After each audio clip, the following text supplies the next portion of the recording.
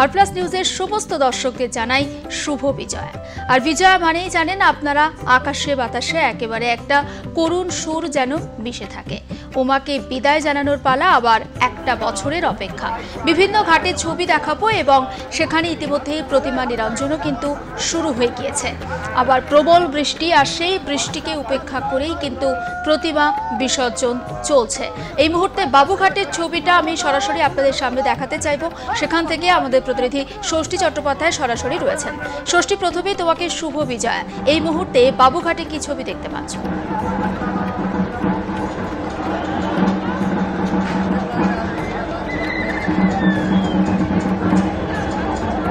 দেখো নীলেখা, একদিকে যখন বিষাদের সুর এবং তারই মাঝে আলিপুর আবহাওয়া দপ্তরের যে পূর্বাভাস, সেই অনুযায়ী আজ এবং কাল এই দুদিনই কিন্তু একটা খুবই নিম্নচাপ, যা ইতিমধ্যে বঙ্গোপসাগরের উপরে তৈরি হয়েছে।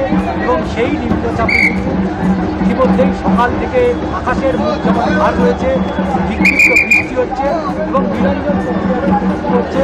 এই যে বাবুঘাট, যেই বাবুঘাটের সমস্ত ব্যবস্থাপনায় কলকাতা পুরসভার পক্ষ থেকে নেওয়া হয়েছে এবং কলকাতা পুরসভা একেবারে তারা স্পষ্টত জানিয়ে দিয়েছে যে কোনো রকম প্রতিমা ছাড়া অতিরিক্ত মানুষ যেমন ঢুকতে পারবে না, তার পাশাপাশি শুধুমাত্র প্রতিমাটা পর্যন্তই নিয়ে যাওয়া হবে গঙ্গার ঘাটে এবং সেটা পুরসভার নির্দিষ্ট যারা কর্মী রয়েছে তারাই কিন্তু নিয়ে যাবে। বাড়িতে পুজো যেগুলো রয়েছে অর্থাৎ সেই পুজোগুলোই মূলত বিসর্জন হচ্ছে। ইতিমধ্যেই পুরসভার যে তালিকা অর্থাৎ সেই সংখ্যা, সেই পরিসংখ্যান অনুযায়ী এখনো পর্যন্ত প্রায় ৭৬টি প্রতিমা নিরঞ্জন হয়েছে এবং প্রতি বছর প্রায় ৭৬টি প্রতিমা নিরঞ্জন হয়েছে এবং প্রতি বছরই দূষণ নিয়ন্ত্রণ পর্ষদের একটা বড় ভূমিকা থাকে এবং গঙ্গায় যাতে কোনো রকম দূষণ না ছড়ায় সেই কারণে দেখতেই পাচ্ছেন যে প্রতিমার যাবতীয় অর্থাৎ পুজোর যে আনুষঙ্গিক ফুল থেকে শুরু করে চালচিত্র থেকে শুরু করে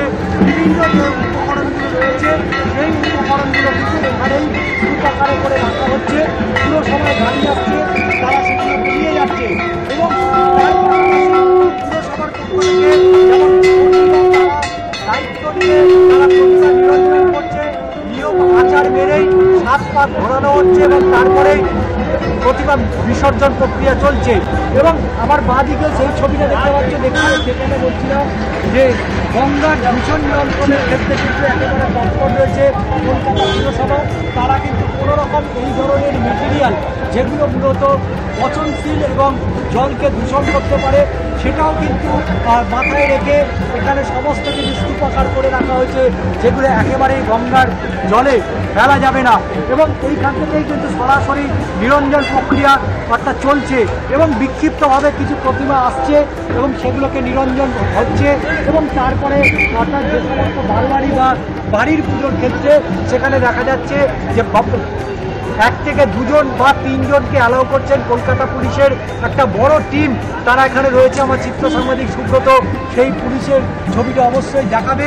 উচ্চপদস্থ যারা পুলিশের আধিকারিক তারা কিন্তু সকাল থেকেই এখানে রয়েছে এবং তারা সকাল থেকে এখানে রয়েছে এবং সেই ছবিটা আমরা দেখাবো। এবং দেখতেই পাচ্ছ সেই ছবি যে কলকাতা পুলিশের যারা আধিকারিকরা রয়েছেন তারা কিন্তু এখানে রয়েছেন এবং কলকাতা পুরসভার যারা কর্মী রয়েছে তারাও যেমন রয়েছে, কলকাতা পুরসভার বিভিন্ন দপ্তরের আধিকারিক তারাও যেমন রয়েছে।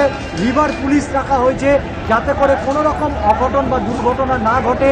একদিকে নিরঞ্জন প্রক্রিয়ার পাশাপাশি মানুষের নিরাপত্তার দিকটাও কিন্তু নজর রেখেছে কলকাতা পুলিশ এবং কলকাতা পুরসভার তৎপরতায় এখনও পর্যন্ত নিরঞ্জন সুষ্ঠুভাবেই হচ্ছে। এবং আরও একটা বিষয় তোমাকে জানিয়ে রাখি, এর আগে নিরঞ্জন প্রক্রিয়া করতে গিয়ে যেহেতু বাবুঘাটের এইখানে একটা ট্রেন লাইন রয়েছে চক্র রেল, সেই চক্র রেলের জন্য গত 1 বছর তার যেহেতু ছিঁড়ে গেছিল, সেই এবছরে কিন্তু পুরো লাইন অফ করে দেওয়া হয়েছে যাতে করে কোনো রকম কোনো বিপদ যাতে না ঘটে, কোনো সমস্যা না করতে হয় মানুষকে, সেই সব রকম ব্যবস্থাপনা ইতিমধ্যেই কলকাতা পুলিশের পক্ষ থেকে নেওয়া হয়েছে। রেলের পক্ষ থেকেও কিন্তু তারা যথাযথ ব্যবস্থা নিয়েছে, মাঝে মধ্যে তারা মাইকিং করছে এবং শুধু তাই নয়, একেবারে গঙ্গার কাছাকাছি কোনো মানুষকে যেতে দেওয়া হচ্ছে না।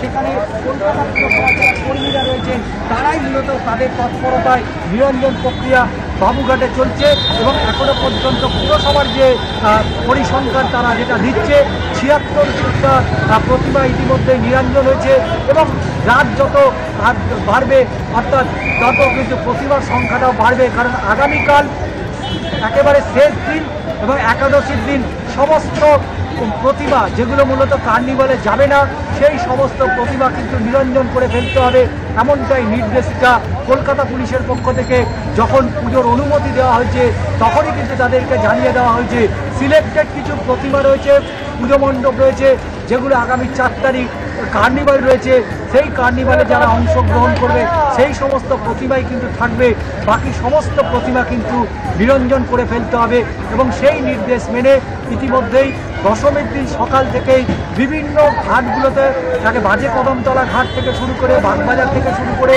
বরানগর থেকে শুরু করে হাওড়া বিভিন্ন ঘাটগুলোতে এইভাবে নিরঞ্জন প্রক্রিয়া চলছে, বিক্ষিপ্তভাবে প্রতিমা আসছে এবং নিরঞ্জন করছে এবং সমস্ত ব্যবস্থাপনায় কলকাতা পুলিশ এবং কলকাতা পুরসভার উদ্যোগ থেকেই নেওয়া হয়েছে। একদম তাই, একদম নজর থাক ষষ্ঠী। আপাতত তোমাকে ধন্যবাদ। এবং বাবুঘাটে প্রতিমা নিরঞ্জন বা প্রতিমা বিসর্জনকে কেন্দ্র করে পুরসভার তরফ থেকে ঠিক কি কি ব্যবস্থা নেওয়া হয়েছে সেটাই কিন্তু আমাদের প্রতিনিধি ষষ্ঠী চট্টোপাধ্যায় আমাদের সামনে খুব সুন্দরভাবে তুলে ধরছিলেন এবং এখনো পর্যন্ত সকাল থেকে ৭৬টা প্রতিমা নিরঞ্জন সম্পন্ন হয়েছে।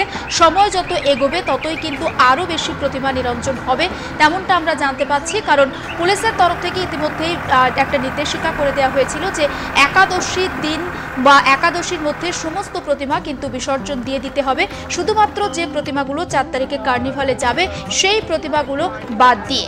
এবং কলকাতা পুরসভার তথ্য অনুযায়ী শহরের যে ৫টি বিশেষ ঘাট রয়েছে সেই ঘাটগুলো কিন্তু নজরদারির আওতায় নিয়ে আসা হয়েছে, যেমন হচ্ছে দহিঘাট, বাবুঘাট, আহিরিটোলা ঘাট এবং কুমোরটুলি আর বাজা কদমতলা ঘাট। এই সমস্ত ঘাটগুলোতেও নিরাপত্তা যথেষ্ট বন্দোবস্ত করা হয়েছে পুরসভা এবং পুলিশের তরফে।